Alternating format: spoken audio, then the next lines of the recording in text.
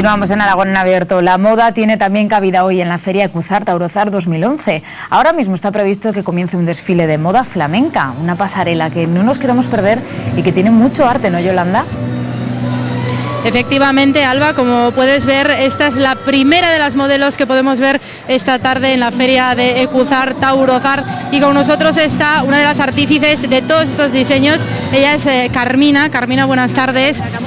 ¿Cuánto trabajo puede llevar un vestido de estas características, un vestido de moda flamenca? Muchísimo trabajo, eso no te lo puedes ni imaginar el trabajo que lleva. Son muchas horas, no solo de diseño, sino de elaboración. De elaboración, pues ese primero que ha pasado, ese me he tirado una semana nada más que haciéndolo unas 10 horas todos los días, porque lleva 200 metros de bolitas puestas alrededor de los volantes. Y además son trajes, bueno, puede haber traje de romería, pero en este caso estamos hablando de traje de noche, de traje de sociedad, de traje para salir, pero que pueden llegar a pesar incluso. Pues hasta 11 y 12 kilos cada uno. Pues Carmina es una de las artífices, como decimos. Muchas gracias, Carmina, por haber estado con nosotros. Pero Sofía, que es su hija y también es diseñadora de la marca, podemos decir, es la artífice desde el punto de vista artístico de esta colección, que tiene una peculiaridad muy importante, y es que está inspirada ¿en qué ciudad? En Sevilla, nuestra tierra. Y como bien dice, digamos, me encargo un poco de la dirección artística. A mi madre pues la dejamos con todo el tema de la ejecución de los trajes, que bastante tiene. Y nada, ella también, él tiene un bagaje importante y he decidido yo tomar rienda un poco del negocio, y la juventud pues digamos tenemos más ganas de luchar, más ganas de crear, y ella que con las manos pues lo que hace es maravilla. Así que nada, por eso decidí ponerle su firma, y que la firma nuestra llevará su nombre, Carmelina Campuzano. Tenemos que decir que la moda flamenca tiene un origen muy interesante, porque realmente ahora mismo es gente pudiente la que os puede encargar este tipo de vestidos, pero está inspirada en las gitanas. Pues sí, el origen del traje de flamenca pues viene de la feria de ganado, de los tratantes. Antiguamente pues las gitanas tenían mucho arte, y lo siguen teniendo, por supuesto, a la hora de arreglarse, de ponerse una flor, de ponerse un pendiente. Pues el arte yo creo que es innato, y digamos que la alta sociedad en Sevilla empezó a fijarse en esa forma de cómo se vestían las gitanas que estaban en esa feria de ganado, y de ahí pues viene todo.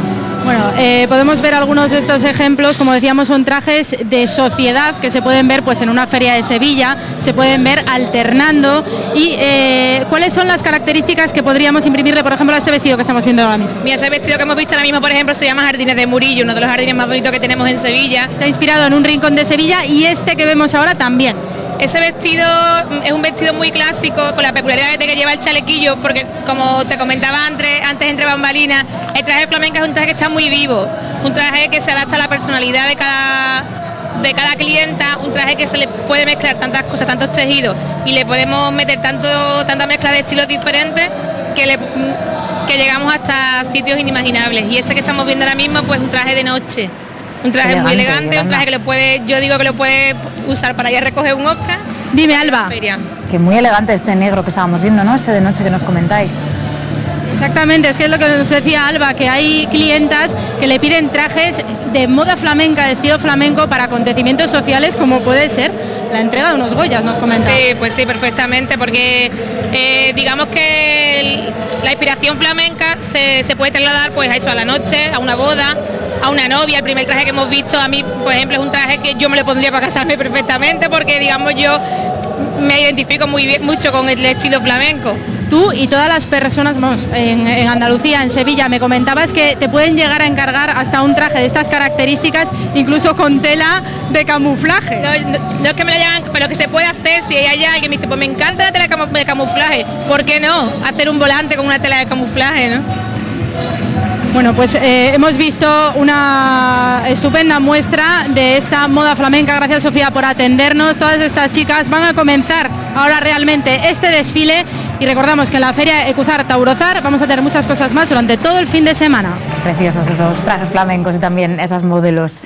Les hemos dado muchas sugerencias para este fin de semana en nuestro programa. Les proponemos también que viajen hasta Sos del Rey Católico. Para ello les enseñamos los rincones más curiosos de esta localidad, por la que querrán perderse, si no, que se lo digan a Lidia. Sos del Rey Católico fue escenario de numerosas batallas y objeto de codicia, primero para musulmanes y después para navarros. Su posición fronteriza hizo de ella un lugar privilegiado, uno de los recintos fortificados más importantes de la zona durante toda la Edad Media.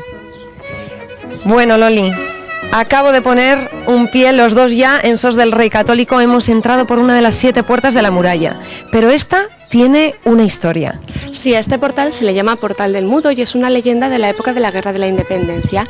Estando en Sos, el regimiento francés vieron a un mozo que salía a escondidas del pueblo y le apresaron.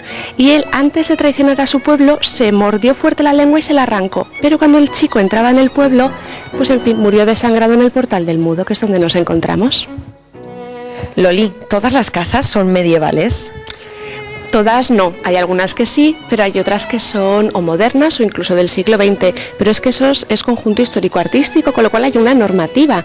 Si uno va a construir una casa nueva, por ejemplo, esta de aquí, tiene que mantener la piedra, los tamaños de las puertas y las ventanas, así nada desentona dentro del pueblo. Solo con el hecho de contar la gran cantidad de escudos nobiliarios que adornan las puertas de algunas casas, ya nos damos cuenta de la importancia histórica de esta localidad. Bueno, Lidia, estamos llegando al soportal de la Plaza de la Villa, que es uno de los lugares más especiales de Sos. Aquí se hacía el mercado en la Edad Media y aquí en el centro estaba el lugar donde se colocaba el oficial del mercado.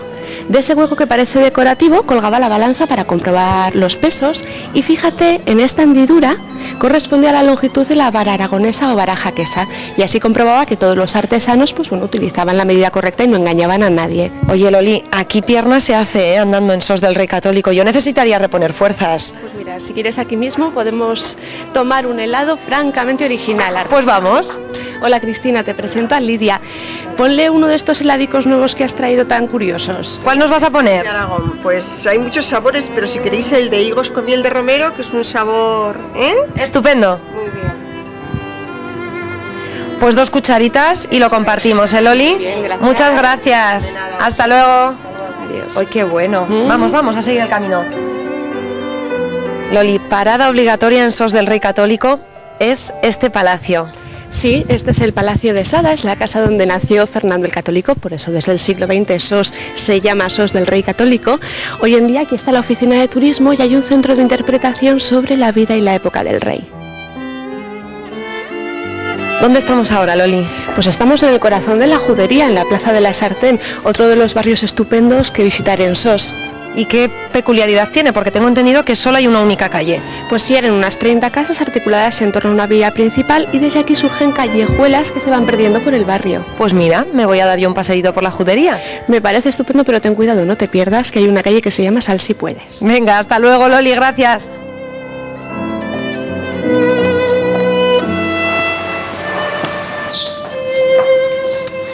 Ahí va, pues tampoco. Mira que me lo ha advertido Loli, que es fácil perderse, si es que esto es un laberinto. Pues me he perdido. Tras este viaje nos despedimos de todos ustedes hasta el lunes. Pasen un buen fin de semana.